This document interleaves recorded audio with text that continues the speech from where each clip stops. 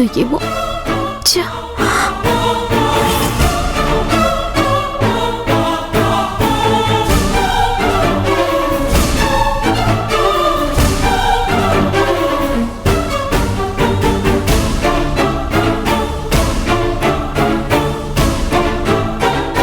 ఇంట్లో పని వదిలేసి జంటగా తిరగడానికి వెళ్ళావా జ్యోతి? అది నువ్వు ఆగు జ్యోతి.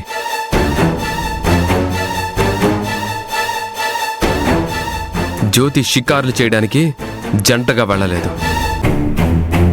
ఒక ఇంపార్టెంట్ పని మీద వెళ్ళింది.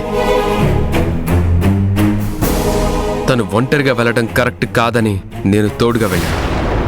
నువ్వు వెళ్ళినందుకు నేనేం అనట్లేదు రాజీవ్.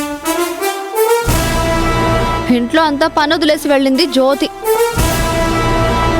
కాఫీ కోసం అత్తయ్య ఎన్నిసార్లు జ్యోతి జ్యోతి అని పిలిచి పిలిచి అలసిపోయారు. చివరికి నేనే కాఫీ చేసిచ్చాను.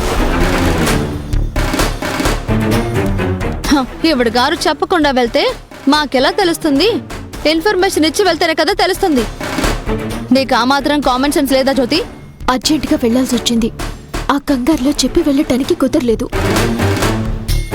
ఇప్పుడేం నష్టం జరిగిందని హాస్టల్లో వార్డెన్ లాగా జ్యోతి నిలదీస్తున్నావు? తనేమైనా స్కూల్కి వెళ్లే చిన్న పిల్ల అనుకున్నావా? ఈ ఇంట్లో తనకి నచ్చినట్టుండే స్వతంత్రం ఉంది. తను ఎవరి పర్మిషన్ తీసుకోవాల్సిన పని లేదు. అండర్స్టాండ్? దొరబాబు, వాదనలొద్దు, వదిలేయండి. లేదు జ్యోతి, నీకన్నా వెనకొచ్చిన పెద్ద చిన్న అనే లెక్క లేకుండా నోరు పారేసుకుంటుంది. మా అమ్మను అడ్డు పెట్టుకొని నీ ఇష్టం వచ్చినట్టు అందరినీ కమాండ్ చేయాలని చూడకు. నువ్వు వయసులో కానీ స్థాయిలో కానీ జ్యోతి కన్నా చిన్నదానివన్న సంగతి మర్చిపోకు. నాకంటే పెద్ద కోటీశ్వరురాల జ్యోతి. నాకంటే ఎక్కువ స్థాయి ఈ లైఫ్లోనే రాలేదు. స్థాయి అనేది నీ కంటికి కనపడే కరెన్సీ నోట్ నుంచి వచ్చేది కాదు. మంచి ప్రవర్తన, నీతి, నిజాయితీ, పక్క వాళ్ళు కష్టంలో ఉంటే అడగకుండానే వెళ్ళి సాయం చేసే గుణం, ఇవన్నీ ఉన్న వాళ్ళనే పబ్లిక్ మొత్తం ఆర్డినరీ పీపుల్ కన్నా పై ఎత్తులో ఉన్నట్టుగానే చూస్తారు, రెస్పెక్ట్ ఇస్తారు. దాన్నే స్థాయి అంటారు. ఎనఫ్ రాజీవ్.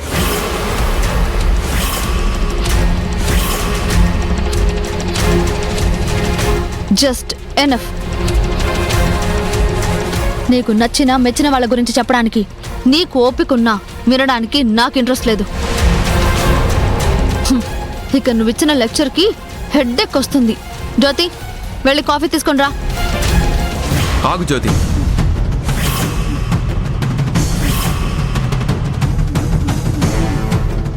జ్యోతి కాఫీ తీసుకురాదు, నువ్వే వెళ్ళి తెచ్చుకో.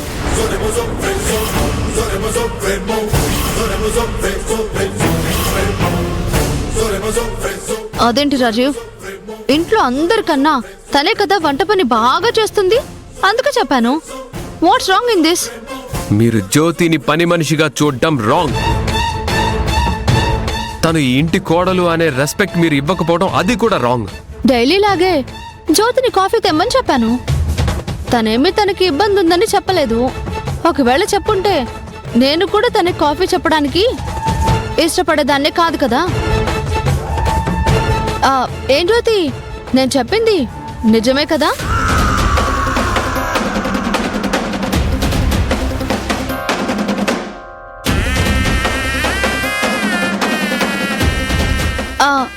చూసావా రాజీవ్, జ్యోతి కూడా సైలెంట్గా ఉంది. అదే నేను జ్యోతితో బలవంతంగా పని చేయించుంటే తనిప్పుడే నీ ముందే చెప్పేది కదా.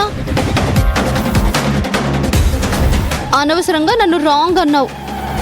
అందుకు నేనేం రిగ్రెట్ ఫీల్ అవ్వడం లేదు. అయినా ఇప్పుడు జ్యోతి మనసేం బాలేదు, తను రెస్ట్ తీసుకోవాలి. నీకు మరీ తల బద్దలైపోతుంటే ఏ రెస్టారెంట్కో వెళ్ళి కాఫీ తాగు. అక్కర్లేదు, తలనొప్పి పోయింది. బై ది వే, నువ్వు చూపిస్తున్న అభిమానానికి థ్యాంక్ యూ. జ్యోతి, నువ్వు లోపలికి వెళ్ళి రెస్ట్ తీసుకో.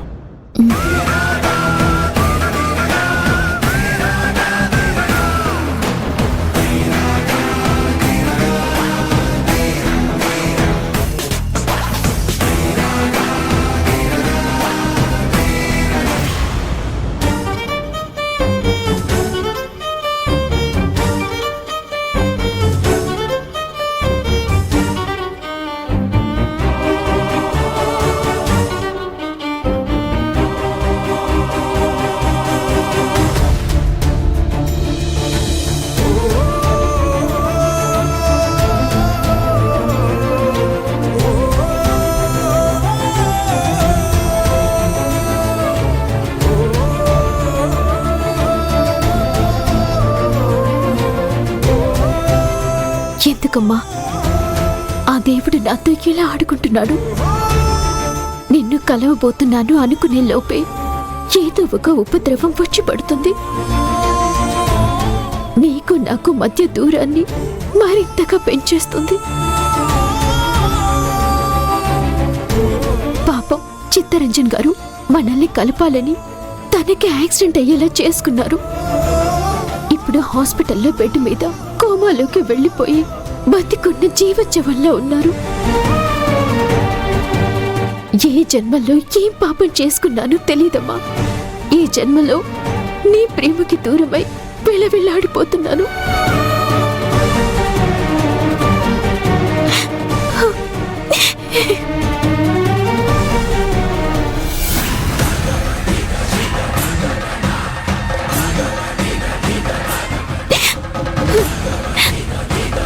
ఏయ్, ఎందుకు ఏడుస్తున్నావు?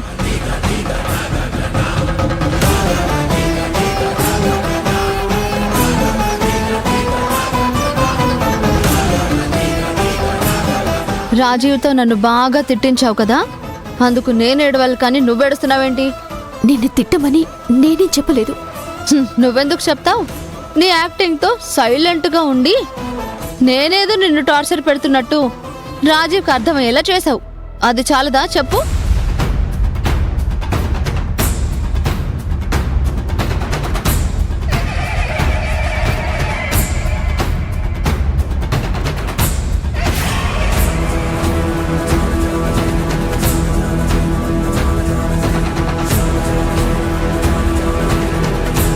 ఆ ఫోటో ఎవరిది? దీన్ని చూసి ఏడుస్తున్నావా? ఈ ఫోటో గురించి నీకు అనవసరం. రాజీవ్ ఫోటోని చూసి ఏడుస్తున్నావేమో. నీ ఏడుపంతా రాజీవ్ మీద అయితే నేనేమైపోవాలి? నేను కూడా నీలాగా ఏడుపుతోనే బతకాలా? అమ్మో, ఆ దరిద్రం భరించడం నా వల్ల కాదు. ఏది ఆ ఫోటో ఇలా ఇవ్వు.